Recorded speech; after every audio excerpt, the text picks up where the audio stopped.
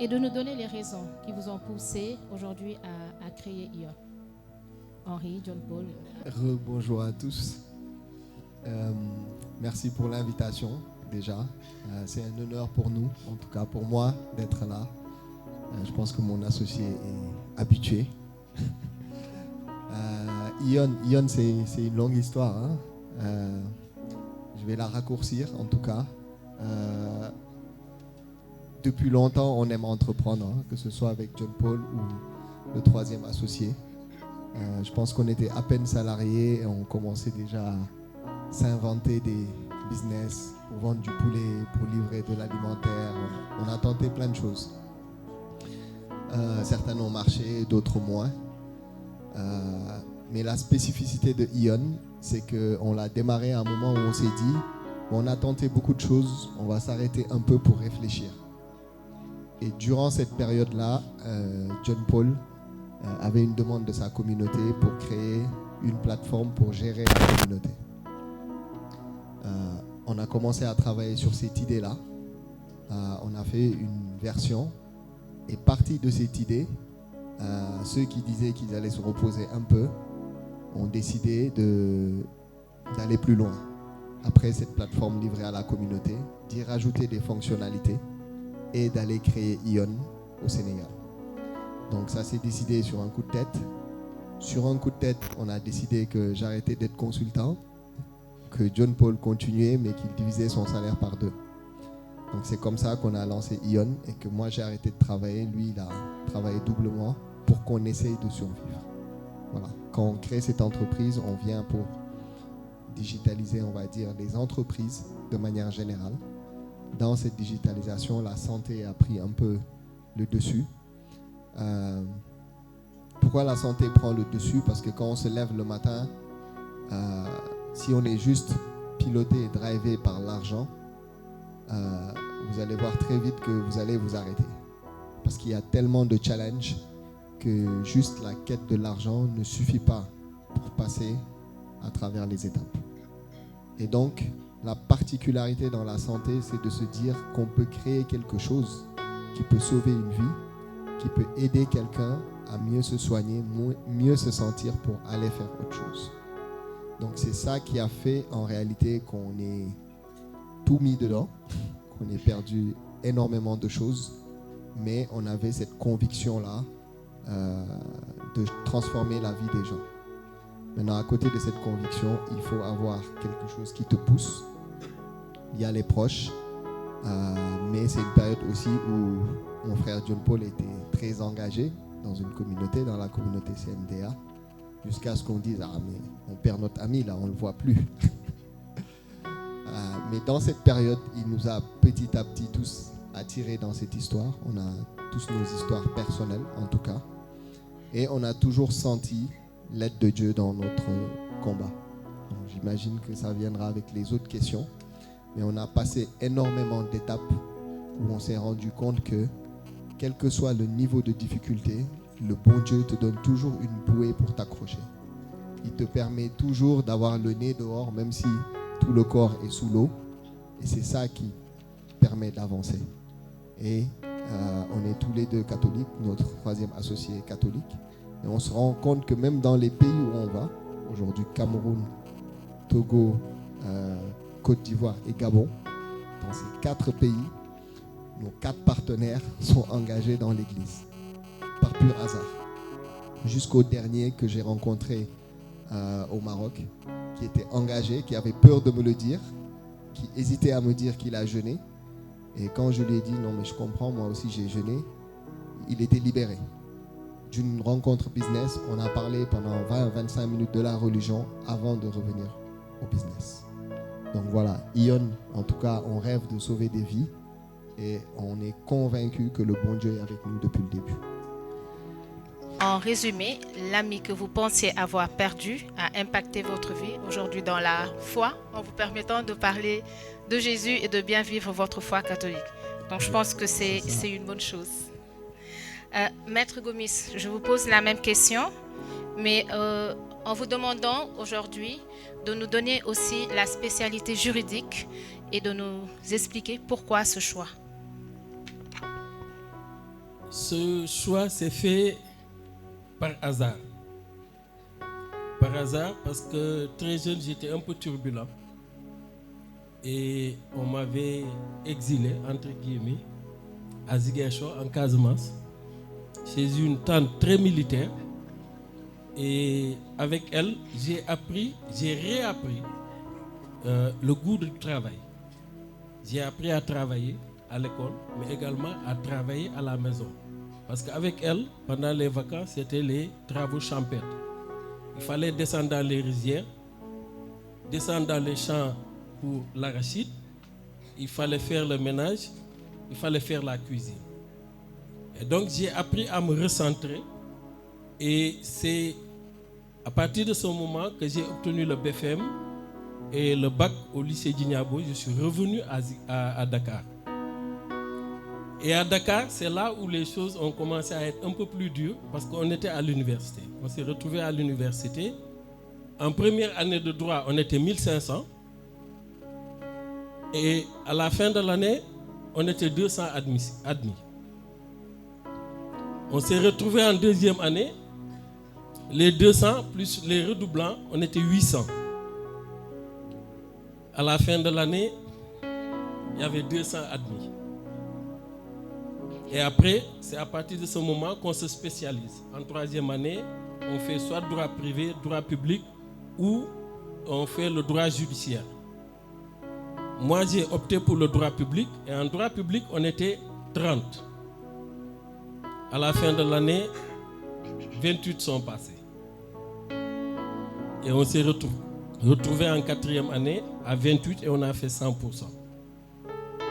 Et donc, c'est à partir de la quatrième année que j'ai rencontré un homme qui était venu au Sénégal, parce que j'étais engagé certes dans l'église aux martyrs, mais je n'avais pas encore cette profondeur de foi.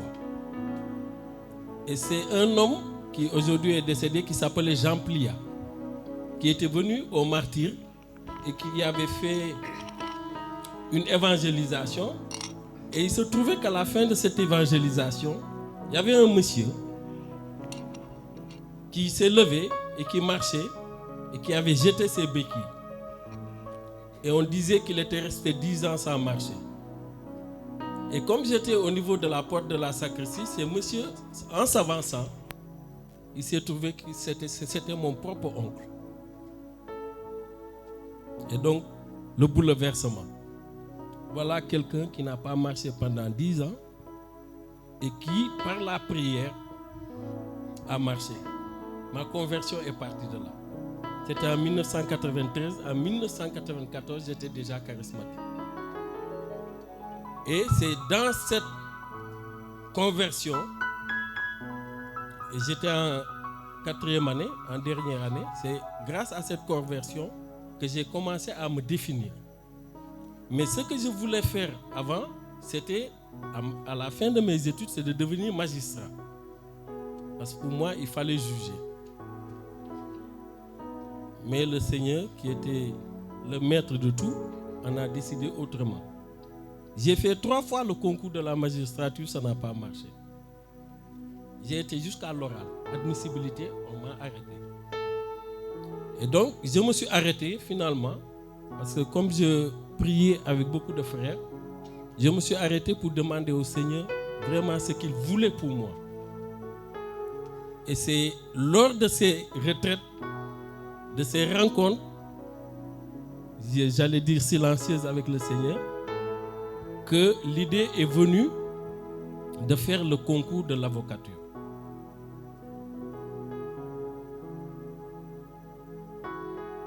Mais il y avait un hic. C'est que tout jeune, on nous a appris que l'avocat est un avocat du diable. Il défendait toujours le diable. Et donc, il y a eu un blocage. Mais comme j'avais un directeur spirituel, je suis allé le voir. Je suis allé voir un ami prêtre d'abord, Pierre Diata, que tu connais bien. Et après, j'ai discuté avec le Père Toura, qui était mon directeur spirituel. Il m'a posé 2 questions. La première, qui a fait les lois de l'État? J'ai répondu, les législateurs, les hommes. qui a fait la loi de Dieu? Je dis Dieu lui-même. Il me dit, va faire ton concours, respecte la loi des hommes et respecte la loi de Dieu. Si la loi des hommes est contraire à la loi de Dieu, mets en avant la loi de Dieu. Il me dit, c'est ça ta clause de conscience. Et c'est cette clause de conscience, lorsque je suis devenu avocat, le premier cours que j'ai eu en tant qu'avocat, c'est ce qu'on m'a appris. On m'a dit, l'avocat, il est appelé à plaider toutes les causes, sauf les causes qui sont contraires à sa conscience. Donc le directeur de mémoire m'avait déjà précédé et ce qu'il m'a dit a été confirmé par quelqu'un qui n'était pas chrétien ni croyant. Et donc ça m'a permis de comprendre qu'effectivement c'est Dieu qui m'a appelé à ce métier d'avocature. Voilà. Mais Henri, je pense qu'il y a un élément important. Je pense que tu n'as pas été avocat à 15 ans ni à 20 ans. J'ai l'impression que tu veux me faire parler. Parce que tu me connais trop bien. J'étais formé moi-même. C'est vrai, ça n'a pas été facile, ça a été dur. Parce qu'après la maîtrise, je suis resté 7 ans sans travail.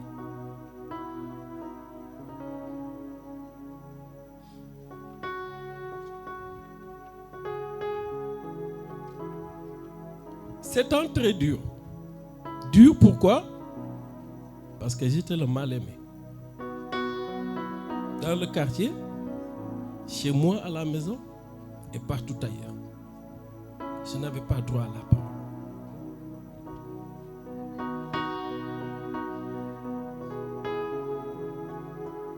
Dur parce que même quand j'allais prier et que je rentrais à la maison, les gens mangeaient sans m'attendre. Et quand j'arrivais, la réponse c'était sous la table. Donc j'ai passé sous la table.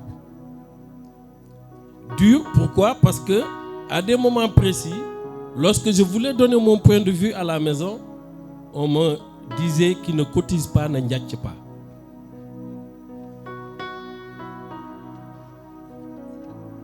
Donc vous avez vu, mais je n'ai pas baissé les mains. J'avais une foi telle que j'avais toujours espérance et espoir que Dieu allait un jour faire des merveilles pour moi. Et la preuve, on m'a réveillé pour me dire, tu es en train de dormir au lieu d'aller chercher du travail. Mais ceux qui me le disaient ne savaient pas que j'avais déposé 200 demandes d'emploi. En 2 ans, j'avais déposé 200 demandes d'emploi.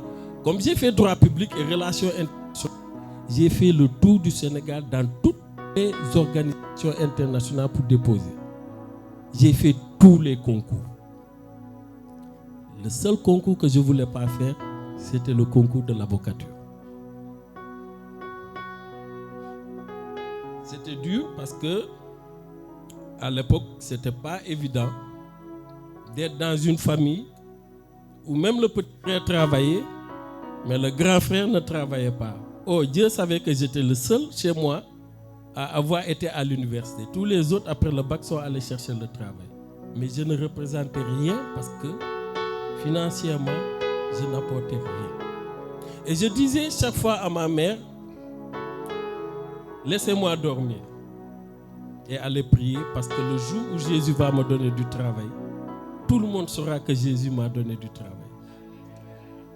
Et quand j'ai réussi au concours de l'avocature, 7 ans plus tard, quand je suis arrivé à la maison, je n'ai pas dit j'ai réussi au concours, j'ai dit Jésus m'a donné du travail.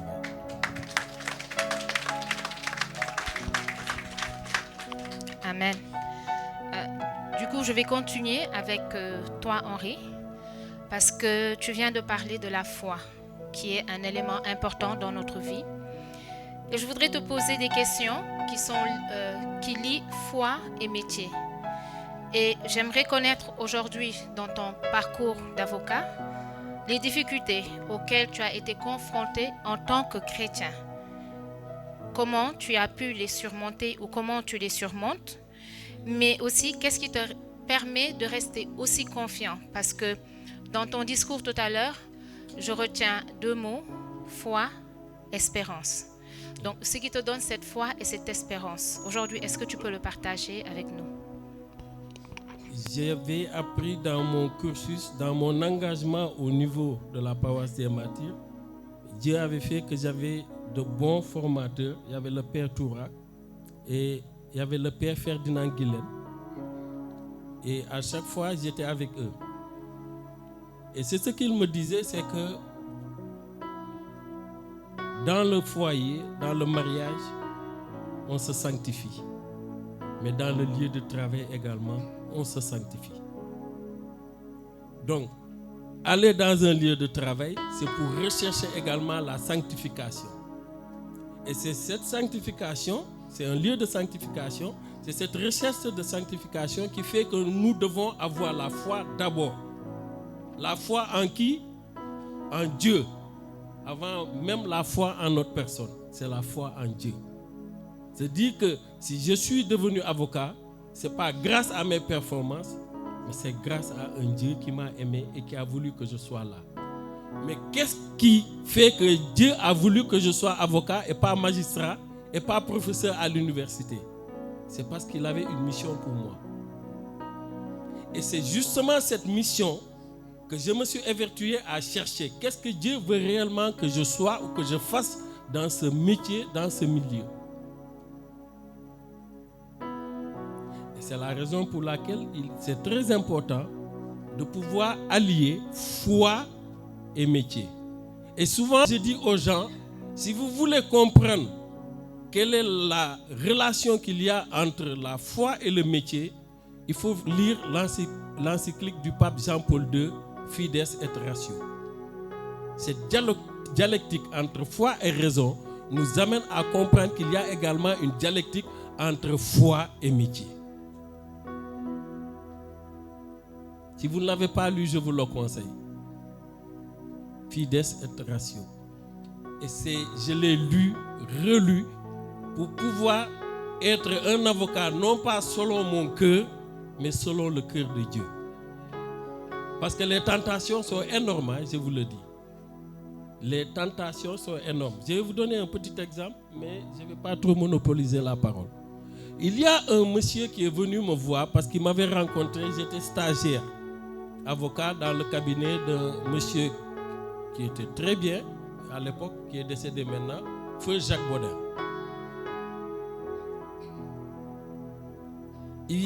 Je me suis installé, quelque temps après, il est venu me voir, il a amené un dossier. Il a déposé le dossier, je lui ai dit laisse-le-moi, je l'étudie et après je te dirai quelles sont les possibilités. J'ai étudié son dossier et quand il est venu, je lui ai dit ce dossier, ce n'est pas la peine d'aller en justice. Si vous allez en première instance, vous allez perdre. Si vous allez en appel, vous allez perdre. Si vous allez à la cassation à Abidjan, qu'on appelle la CCJA, vous allez perdre ce dossier. Donc, au lieu d'injecter de l'argent, je vous conseille de laisser là ce dossier et d'essayer de chercher d'autres opportunités. Sa réponse a été simple. Remets-moi mon dossier, tu es le plus mauvais avocat du Sénégal. Tchoune Bourrey, il est sorti. J'ai continué avec ma foi à prier et à exercer mon métier. 10 ans plus tard, il revient au cabinet. Il dépose le dossier. Il m'a dit tout ce que tu m'as dit du début à la fin. Même la réponse du juge est la même que ce que tu m'avais dit.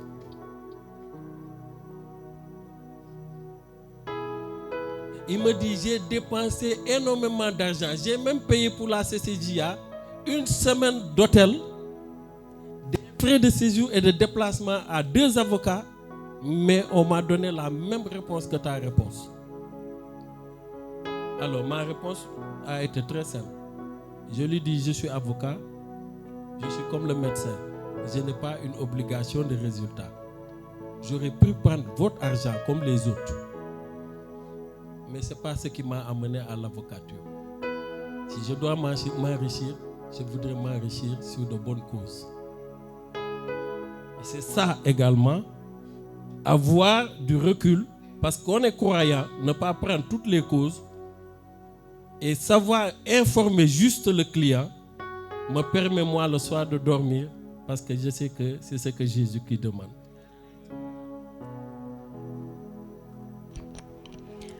John Paul, comme tu as le micro.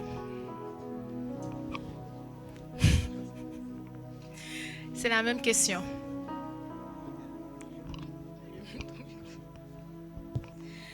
Donc, quelles sont les difficultés que vous avez eu à rencontrer durant votre parcours dans la création d'Ion et comment aujourd'hui vous avez pu surmonter ça?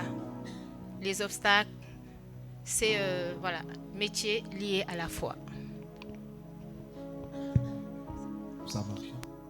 Bon, je n'étais pas censé parler, quoi. J'étais bien et je suis déjà assez béni par les autres panélistes.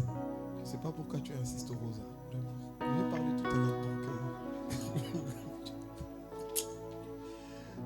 Bon. Je vais te chasser de la coalition.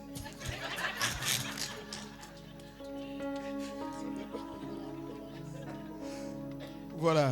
Donc, alors... je pense que après Henri pourra compléter, hein, mais le plus dur, en tout cas pour nous, c'est déjà, il faut savoir que nos histoires se ressemblent dans la mesure où nous ne venons pas forcément de familles entrepreneuriales. C'est-à-dire que nos parents, hein, je pense Henri aussi, moi mes parents viennent de l'enseignement catholique, ils ont payé des études pour que je reste dans l'enseignement, je reste en tout cas dans le circuit, on va dire, un peu classique.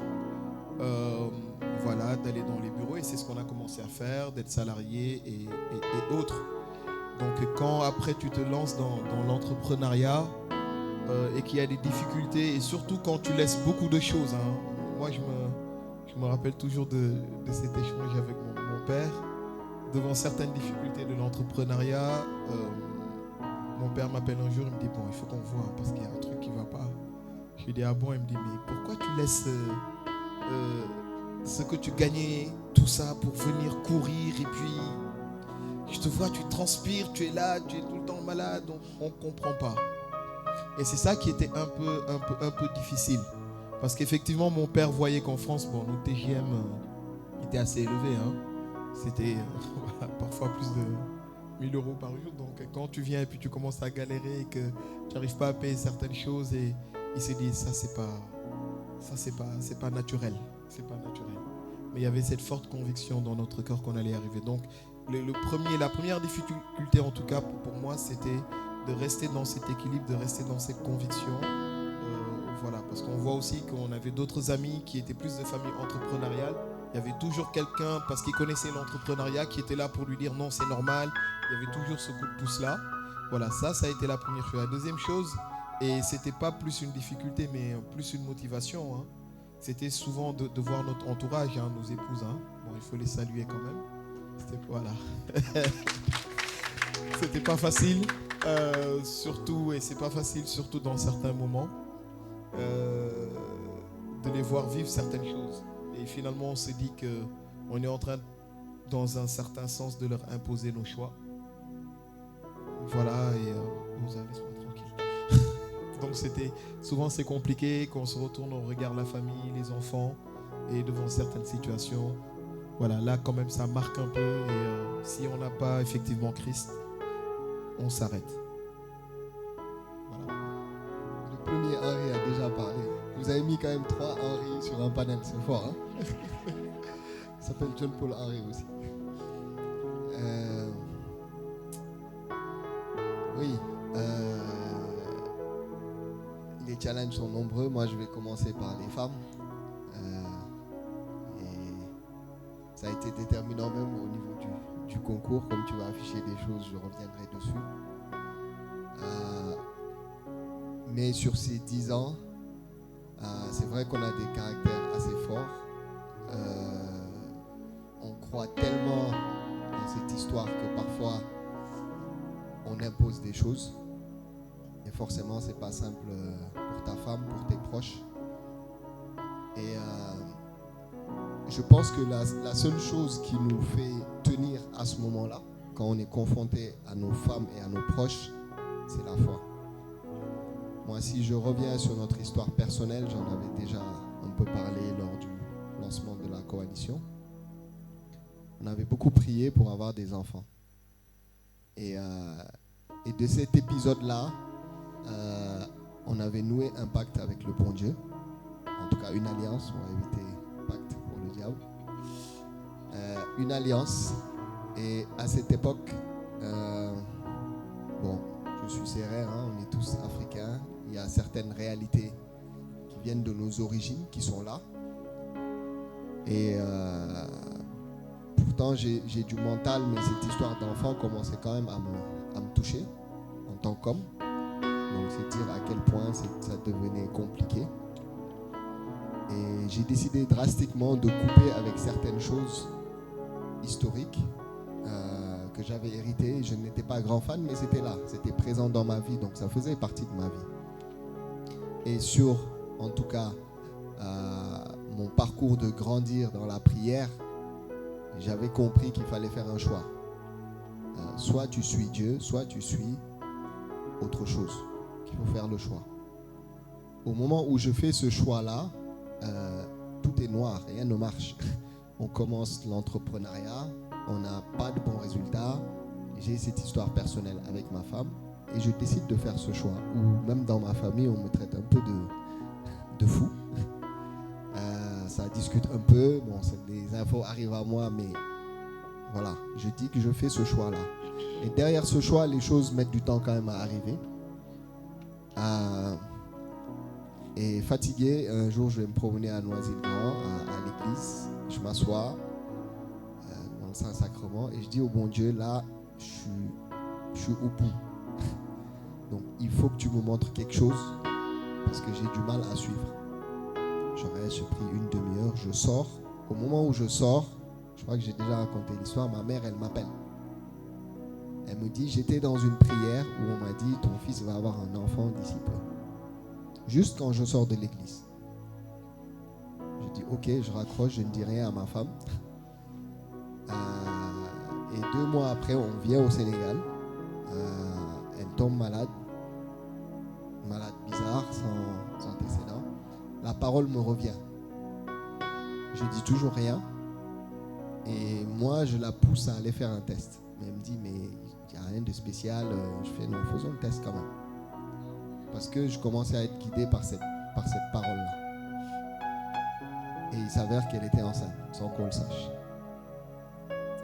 Je vois la feuille, c'est moi qui vois ça en premier, le résultat. J'étais tellement sûr qu'on n'a même pas acheté un test, on a fait un examen au labo pour qu'on soit sûr que c'est vraiment ça. Et là, moi, ça, je l'ai pris comme un signe. C'est une histoire qui date de 9 ans maintenant. Et pour moi, c'est là que l'alliance a démarré. En fait, j'ai eu une réponse, en tout cas. Et je n'ai plus jamais eu de doute par rapport à Dieu. Donc, on est des humains. Quand c'est dur, tu dis, mais pourquoi ? Mais avec ce signe-là et plein d'autres signes dans notre parcours, à chaque fois, je me disais, il va faire quelque chose. Il va faire quelque chose. Et en plus, voilà, comme je disais, on a pas mal de pratiquants autour de nous. Donc forcément, on s'accroche à ça. Donc dans tous ces challenges-là, c'est le bon Dieu qui nous permet de tenir. Et il ne nous lâche jamais. Sur ce projet national qu'on fait, on est entre nous, entre catholiques. Si on voit l'organigramme de Ion, c'est Henri Gueye, John Paul Diatta, Joseph Kenham. Même le middle management, c'est des noms un peu à consonance catholique. On a eu des échos à Jordan Projet Biyeferi. C'est dans ça qu'on a évolué, dans même le premier hôpital qu'on a adressé, où il y a beaucoup de choses mystiques là-bas. C'est là-bas qu'on est arrivé confiant. C'est là-bas qu'on est arrivé où les gens cherchent à nous piéger. Parce qu'avec notre système, on apporte de la visibilité.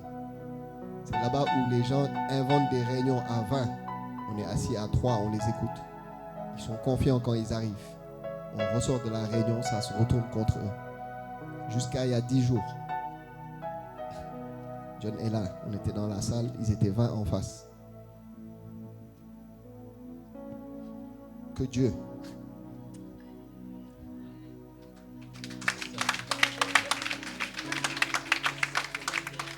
Que Dieu. Quand la ministre Marie-Khémesse vient inaugurer le système, il y a 40 personnes dans la salle, il y a toutes les télés connectées sur l'écran où on montre le système qui passe par Internet. Je vous laisse imaginer s'il n'y a plus Internet, s'il y a coupure de courant, il peut se passer plein de choses. Quand elle marche pour arriver dans la salle, il n'y a plus de connexion Internet. John était en France. Il n'y a plus de connexion Internet. Les cardiologues me disent « Tu vas faire une tachycardie ». Alors, je ne suis pas un as de tous les psaumes et tout ça, machin, mais j'ai mes psaumes qui marchent, qui sont avec moi. Voilà. J'ai mon psaume 23. Ça fait 9 ans qu'il est sur mon statut. Ceux qui ont mon numéro le savent. Et j'ai plongé la salle avec ce psaume. Ça a marché, ça n'a pas marché. Moi, c'est ce à quoi je crois. Quand je marche dans la vallée. Voilà.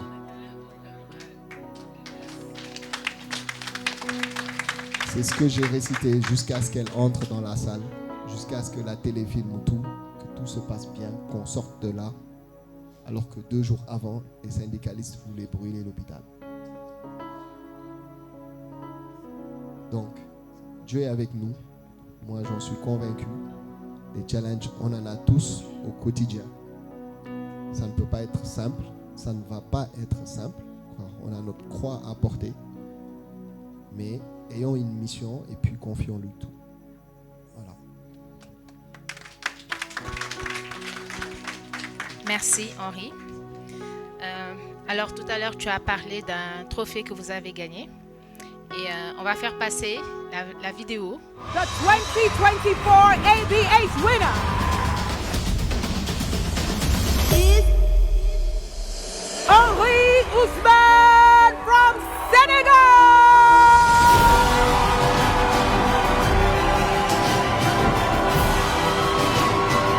Never let down. Believe on what you want to do. And we need that for Africa transformation. We are able to do it. Just believe on us. Et la question était de savoir aujourd'hui, humainement et spirituellement, comment vous avez vécu cette victoire, ce trophée. Et je pose encore la question, sachant que récemment, vous avez eu une convention aussi avec Ecobank. Donc, comment vous vivez aujourd'hui, je vais dire, toutes ces victoires et tout ce qui se passe dans votre vie actuellement? Je ne veux pas parler.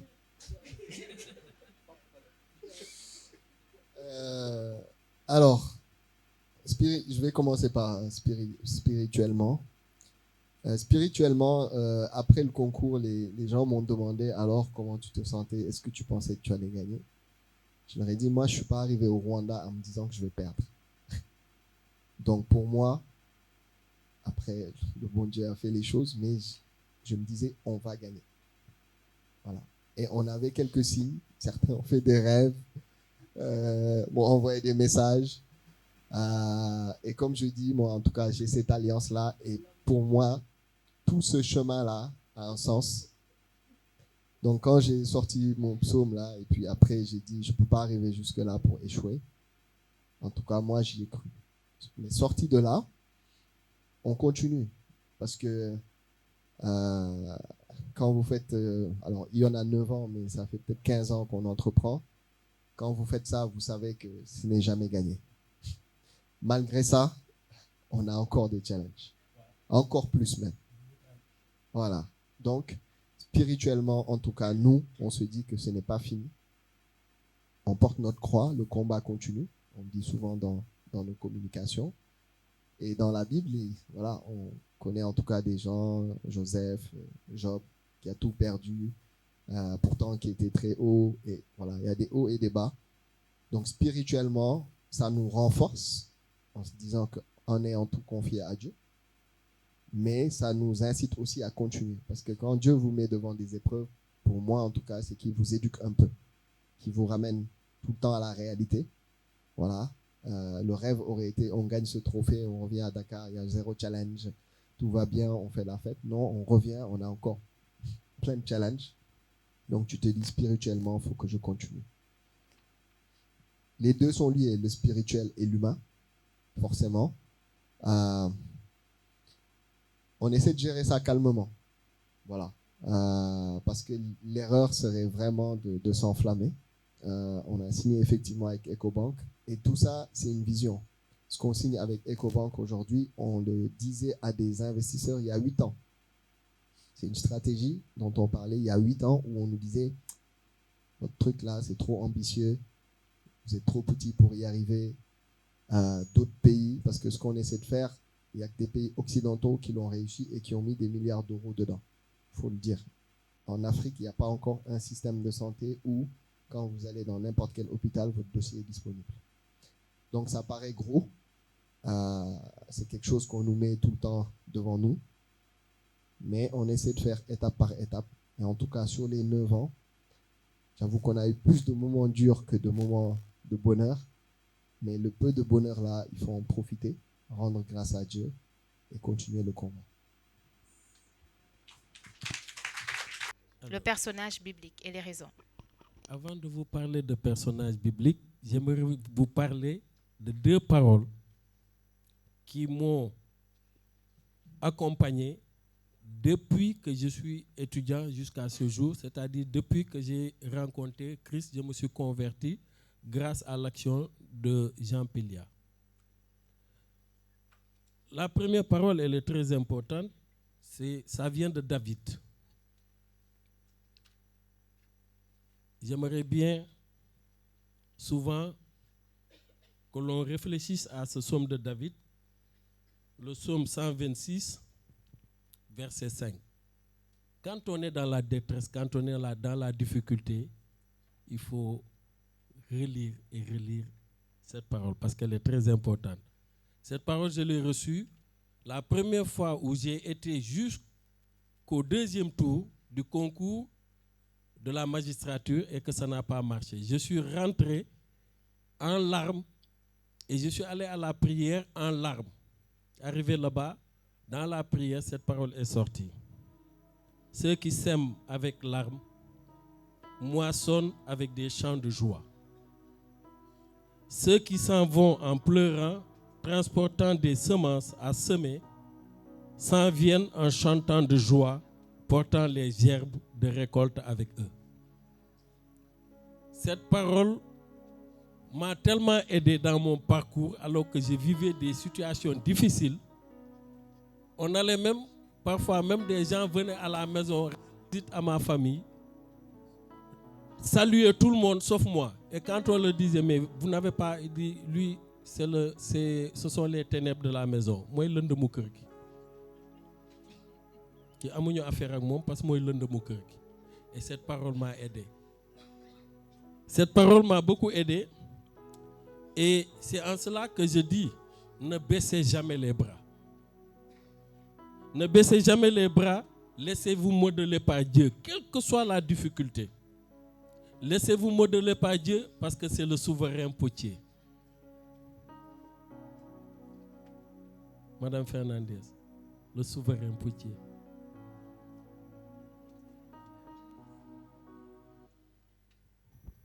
Seigneur, toi le souverain potier, donne-moi la forme qui te plaît, la forme que tu t'es choisie pour moi. Je voudrais, Seigneur, la refléter. Merci. C'est le souverain potier, c'est Dieu notre Père qui nous façonne. Il nous façonne, mais pour cela, il faut de la patience. Il faut de la persévérance, il faut de l'espérance. Oui, la patience, j'en ai eu 7 ans. Et même après les 7 ans, 3 ans de stage, 5 ans de collaboration avant d'ouvrir mon propre cabinet.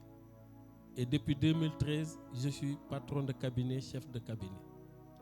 La patience, la persévérance et l'espérance. La deuxième parole qui a conduit mes pas, c'est Saint Paul, aux Romains, versets 5 à 3. Saint Paul nous dit, et non seulement nous nous glorifions dans les tribulations, sachant que la tribulation conduit à la patience à l'endurance, et l'endurance à l'espérance. Et moi j'ajoute, l'espérance conduit à la gloire, et la gloire au salut. Donc, ces paroles m'ont beaucoup aidé. N'oubliez pas que cette parole de Saint Paul, c'est le test au feu. Nous sommes tous là très contents lorsqu'on nous mettons des montres en or, des bagues en or, des colliers en or, mais on oublie que l'or qui est sorti de la mine en poudre a subi 1500 degrés au feu pour que vous puissiez l'adorer et l'admirer. Si vous voulez être admiré, adoré dans la voie du Seigneur, il faut être comme cet or. Il faut accepter de passer au feu. C'est dur, mais au bout du compte, on a ce dont on a besoin. On est épanoui. En tout, aujourd'hui, j'ai une épouse, j'ai des enfants, j'ai un travail et je ne me plains pas. Je rends grâce à Dieu.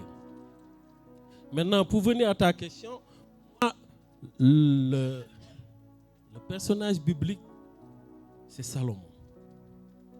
C'est pourquoi lorsqu'on m'a proposé la première fois de rencontrer, la première fois qu'on m'a proposé d'aller aux prières de Salomon, je me suis dit, là, je peux me retrouver. Salomon, pourquoi? Salomon, c'est la sagesse. C'est un homme sage. Mais il faudra retenir dans l'histoire de Salomon que Salomon est un véritable leader. Un véritable leader parce que tout simplement, Salomon a composé, à l'instar de son père David, 1005 cantiques et a écrit 3000 proverbes. Moi, dans ma formation pour les couples, tous les conseils que je donne, je les tire de proverbes, du livre des proverbes. L'attitude que la femme doit avoir, l'attitude que l'homme doit avoir, c'est Salomon. Henri et John Paul, je vous repose la même question, mais en petit résumé, et je vous demanderai d'en profiter pour donner un message à toutes ces personnes qui veulent entreprendre aujourd'hui. Est-ce que vous avez des conseils à leur donner? Moi, ça va être un mixte. Dans le psaume 23, ça commence à « L'Éternel est mon berger, je ne manquerai de rien ». On est dans un monde très très matériel. Voilà. Et pour moi, le « je ne manquerai de rien », ça a une vraie valeur. Parce que quand vous entreprenez, vous prenez énormément de risques. Et nous, par rapport à notre histoire, on va dire qu'à 27-28 ans, on était bien, on avait nos appartements, notre argent, on allait en vacances. Et on a transformé tout ça en une vie très stressante. Où comme on est dans une société très guidée par le matériel, en tout cas, je me dis que les choses viendront quand le bon Dieu l'aura décidé. Et donc c'est pour ça le « je ne manquerai de rien » a énormément de valeur pour moi. Parce que je me dis que j'ai le bon Dieu déjà. Et lui, il fait toujours ce qui est mieux pour nous. On peut courir derrière beaucoup de choses, mais est-ce que c'est bien pour nous? Est-ce que digne nous? Donc, dans toutes circonstances, je ne manque de rien parce qu'il est là. Après, j'aime bien l'histoire de Joseph qui a été pas mal trahi par ses frères, qu'on a essayé de piéger, mais qui à la fin s'est retrouvé béni. Et j'ai donné un exemple tout à l'heure de ce qu'on a vécu dans Abbas Ndao. Et j'ai retrouvé cette parole: vous aviez projeté de nous faire du mal, Dieu l'a changé en bien. Et ces histoires que j'ai racontées là, où des gens viennent en face de nous tout confiants, et au final ils servent notre cause. Et donc pour moi ça, c'est important d'avoir ce genre d'histoire de personnes qui ont souffert mais qui sont restés fidèles, et Dieu est resté fidèle. Et le dernier personnage, c'est Job. Là pour le coup, c'est quelqu'un qui avait déjà tout.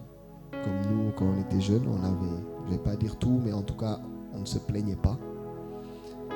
Et le diable est allé dire à Dieu: laisse-moi tester ton croyant là, et tu verras que quand il aura les problèmes, il va t'oublier. Et donc, le diable l'a martelé, l'a pilonné, et il est resté fidèle. Il a eu ses moments de doute en tant qu'humain comme nous. Il y a des fois où on se dit: Dieu, mais c'est impossible. Qu'est-ce qu'il y a? Surtout à côté, et à quelqu'un qui passe, qui, pour nous qui avons vécu en Europe d'ailleurs, où ton ami français te dit: moi, je crois en moi, hein, vos histoires de Dieu là, franchement, il vit très bien, il a sa maison, il a ses biens, il a... Donc, et nous on essaie de rester fidèle à Dieu. Et c'est pour ça que cette histoire me marque, parce qu'il a quasiment tout perdu, été challengé au maximum, mais il est resté fidèle. Même des amis sont venus lui parler. C'est ce qu'on vit tous les jours. Quand vous êtes en difficulté, quand vous accrochez à quelque chose, croyez-moi, il y a des gens qui vont passer pour vous dire: hey, ça va, ton histoire là, voilà, fais plutôt ça, fais plutôt. Tout le monde a un avis. Tout le monde pense avoir la solution. Mais à un moment donné, il faut croire en ce que vous voulez faire et en mettant Dieu d'avant. Ce qui me ramène à la conclusion du conseil. Pour ceux qui entreprennent, avant de parler de Dieu, c'est de dire déjà, quand vous faites de l'entrepreneuriat, vous créez une entreprise. Assurez-vous que vous réglez un problème. L'entreprise crée des solutions pour des gens qui ont des problèmes. C'est le préalable. Parce qu'une idée peut avoir l'air bonne dans votre tête, mais est-ce qu'elle règle un problème de suffisamment de personnes qui sont prêtes à payer? Là, je ne suis pas dans la religion, je suis vraiment dans l'entreprise en tant que telle. Donc ça, c'est le premier conseil que je vais donner. C'est vraiment cibler ce que vous voulez faire, réussir à quantifier le nombre potentiel de personnes qui peuvent payer pour ça. Et ça vous donne une idée, est-ce que c'est quelque chose qui est viable dans le temps? Parce que quelque chose peut être, excusez-moi du terme, sexy, juste comme ça, mais est-ce que ça tient la route sur la durée? Et c'est ça qui fait tenir les entreprises, parce qu'elles ont des produits qui adressent du monde pour que ce soit rentable, etc. Ok? Quand cet exercice est passé, dites-vous que c'est un pas important, mais qu'il y a d'autres challenges. Mais pour moi, quand le marché est validé, le produit est validé, le reste, il faut avoir de la résilience. Il y a des gens qui réussissent à faire des empires en étant tout seuls. Ça peut arriver, hein? Mais en tout cas, idéalement, ne soyez pas seuls. Soyez 2 ou 3, parce qu'il vous faut un mur de lamentation. Et parfois, les fins de journée, nous, on est assis au bureau et un coup c'est lui, un coup c'est moi. Ghost time, my joy, quoi. Bon, voilà. Ça fait partie de la chose. Ça a l'air de rien, mais ça fait partie de l'histoire. Donc, si Dieu vous donne la chance de pouvoir faire seul, oui. Et même quand vous êtes seul, entourez-vous d'une équipe de management qui est là, qui est même limite peut-être meilleure que vous. Ce qui veut dire qu'en réalité, vous ne pouvez pas être seul.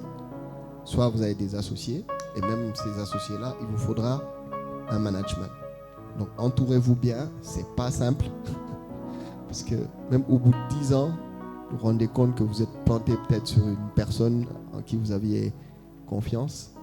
Donc, vous n'aurez pas plus de 2-3 avec qui aller à la guerre. Ça, il faut en être conscient, surtout à nos âges.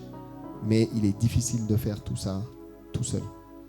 Voilà. Trouvez des gens qui y croient, qui vous donnent les bons conseils et qui prennent du recul par rapport à votre business. Parce que souvent, nous, on aime notre business, mais parfois, il faut le poser devant d'autres qui vont vous critiquer pour vous permettre d'avancer. La critique, elle doit être source de progrès. Et il faut savoir l'accepter. Voilà. Même si, sur le coup, vous pouvez faire le fier, quand vous asseyez, pourquoi on m'a dit ça? Peut-être qu'il y a quelque chose que je peux faire mieux. Donc, globalement, c'est ça. Trouvez des gens pour vous accompagner. Pour finir, nous, cette histoire d'ensemble, Ion, ça veut dire allons-y ensemble, en CRR. Donc, pour nous, le ensemble, c'est le socle. C'est le socle de tout. C'est le socle dans l'entreprise. C'est le socle dans votre relation avec vos clients. Donc, trouvez des gens sur qui vous appuyez tout en croyant en ce que vous voulez faire. Parce qu'il y aura toujours du monde pour vous dévier. Voilà.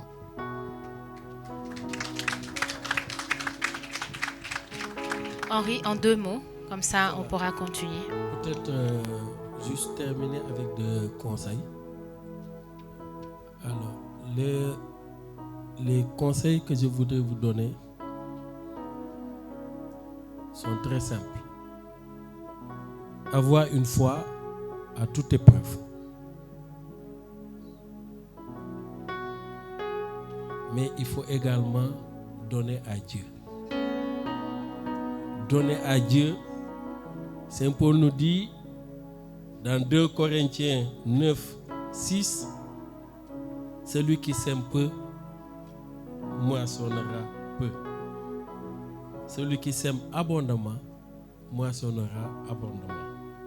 J'en ai fait l'expérience et je pense que si Dieu te donne, c'est pas pour que tu le gardes pour toi-même, mais c'est pour que toi aussi tu puisses participer à son œuvre, mais également aider ceux qui en ont besoin.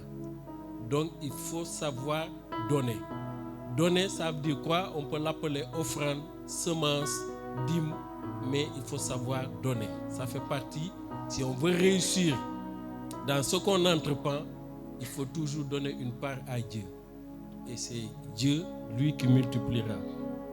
Saint Paul nous dit, il faut donner selon son cœur, sans tristesse ni contrainte. Donner avec un bon cœur. C'est une clé. Et je laisserai peut-être le soin à la bergère de dire, financièrement, comment est-ce que nous, les entrepreneurs, nous parvenons à régler nos problèmes financiers. Donner. Il faut également se rendre compte d'une chose. Nous sommes des croyants, c'est vrai. Mais la prière à elle seule ne donne pas toujours ce dont on a besoin. J'ai l'habitude de dire à tous les gens qui vont à l'église, qui prient du matin au soir, que la réussite est au bout de l'effort. La réussite est au bout de l'effort. Il faut vous lever, comme il l'a dit, entreprendre, faire des projets et après le soumettre à Dieu. Mais ne pas aller s'asseoir pour attendre que Dieu vous dise il faut aller faire tel travail pour réussir. Le travail, la réussite est au bout de l'effort. Je termine également pour dire, j'aime toujours ces mots-là, foi, patience, persévérance, espérance, et après je clôture avec humilité. Ce n'est pas parce que Dieu vous prospère que vous devez prendre les autres comme des marchepieds.